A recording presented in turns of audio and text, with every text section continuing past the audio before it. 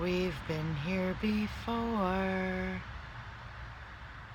all packed up with the best of intentions, and we get on the road and we're flooded with this tsunami of regrets and all that we haven't done and all that we wish we could still do.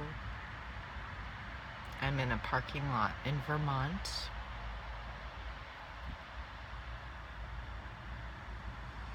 At the visitor center, in fact.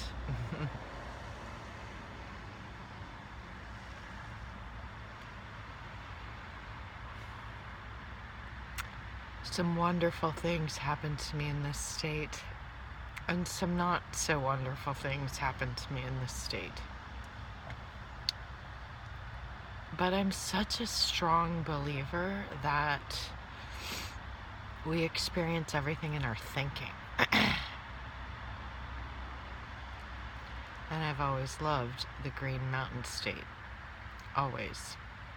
It's like the second I stepped into it, something said, me. Yes. From the smell of the hay, to the trees, to the Appalachian trails, to the nature, to the cows, sweet little red barns. I've always loved this state.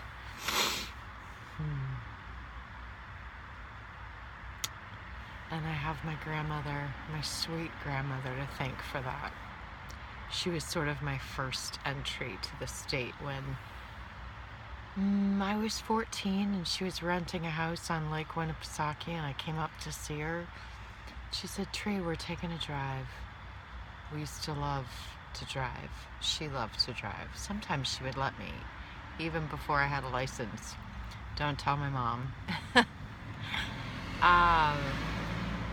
We would go antiquing, barn to barn. She had a way with everything. Attention to detail. She was a genius decorator, interior design phenomenon, architect, Wonder Woman. She never had an ounce of training. She just saw it all and made her visions realities with the help of a lot of skilled laborers. But one day, this was before cell phones, 1982 or 3, Gigi wanted to cross the border from New Hampshire to Vermont, and I remember her pulling over to the side of the road, and she asked me, should we call Pop, meaning my grandfather? You know, and I cherished that she stopped the car and pulled over to the side of the road and asked me that question, because I knew this was a big deal for her, to be crossing a border without telling her husband, to be navigating new terrain on her own without anyone knowing, without checking in. I think I probably said, why? Why do we need to call him? Like, let's just go, because it was so close, and I was, you know, curious to see what else was there. But even, you know, she must have been in her 60s then. She was still asking permission, and he was her way of checking in. And I remember we found a payphone. She called him, and of course he was like, "Ruth, it's almost time for dinner. You need to come home." Well, she didn't really much mind the clock. That's probably where I get it from. We were exploring, and she kept wanting to keep going. And she hung up the payphone, and she said, "Your grandfather wants us home for dinner." And I remember thinking, oh man, you shouldn't have called him. I'm pretty sure we took a U-turn, but I'm pretty sure within a day or two we were back in the car, and we eventually crossed over into Vermont. Yeah. And both of them have journeyed on now, and, you know, I think I've been afraid to come to this state because I miss them so. Yeah. But I'm really good at telling everybody, everybody we love stays right with us in our hearts always, And I don't want to avoid some I love because I think I might miss them, Yeah. So,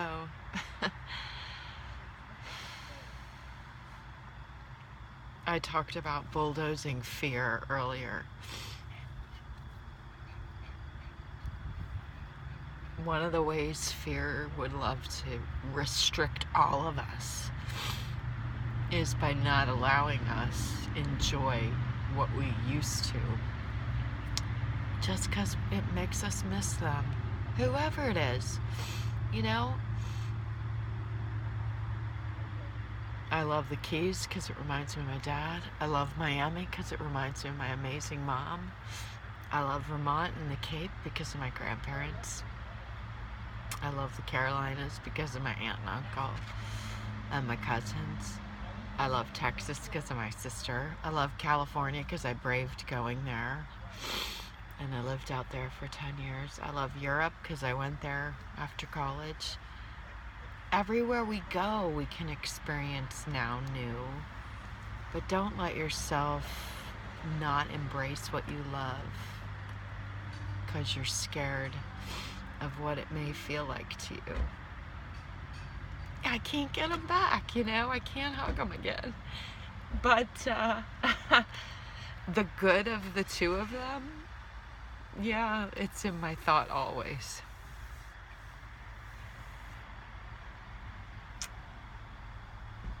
My grandmother wouldn't put up with anything. I remember asking her once, who's your role model? And she's like, role model? Teresa, you don't need a role model. Blaze the trail, do it yourself. And she usually did. Anyway,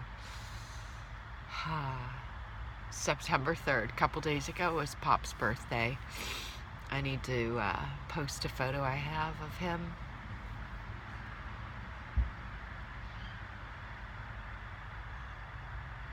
What an amazing love that stays with us forever. The love we have from our grandparents. If you're a grandparent right now, oh my gosh, stop at nothing to dive into that relationship with your grandchild. They will cherish it always, and it will steer them when they need it most. And don't be afraid of them. So they poop and pee, so there's diapers, so you think you're done with that. Dive into it. Smell the crap. Deal with it. It's part of beautiful life, and they will love you for it. I don't think my pop ever changed my diaper, but I'm sure my gram did. I totally remember stories of diapers with safety pins that I guess she had to use on my mom. My grandparents on the Thorson side came to every dance recital I ever had. My grandparents on my mom's side, these guys were a little bit busier, but I saw them a ton.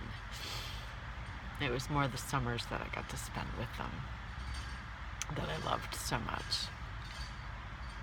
And now I'm going on and on. But my grandma and I used to drive up from Miami to New England, and we stopped everywhere and ate whatever we wanted to.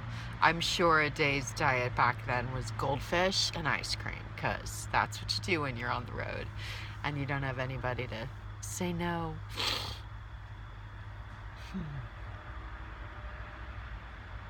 Okay, so what about people who don't have grandparents, and what about people who, had crappy childhoods and could care less? Well, there's something so tender and true about building a connection with those senior to you. We can learn from them, so they don't text, so they don't do online, or maybe they do, but I guess I walk around worried that we're missing We're missing the tradition of story and gathering and stuff that matters. Home-cooked meals and, you know, long, drawn-out dinners and, you know, tables that you'd love to run away from. But the point is, let's not lose that. I mean, let's use technology, you know, to change the world, but let's not lose in person and togetherness. It meant the world to them. It needs to mean the world to us, you know. I challenge every gamer out there that before you make the next video game app, go have a meal with your grandparents. And if they're not around, go to a senior house. Sit down in that dining room. Brave that. Show them your app. Show them your game.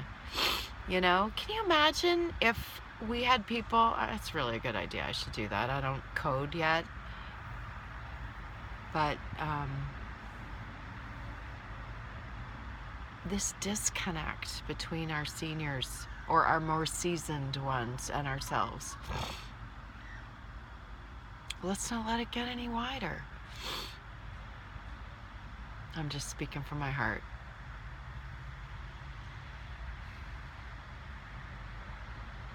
I walk around with my head looking at my phone so much because I'm poeming. And I know, because I've been told, it threatens people. I'm not necessarily going to change how I create, but I'm trying to look up more and connect. You know, I think we need to be putting ourselves in others' shoes a little bit more and bringing them along with. A lot of them are leading the way still.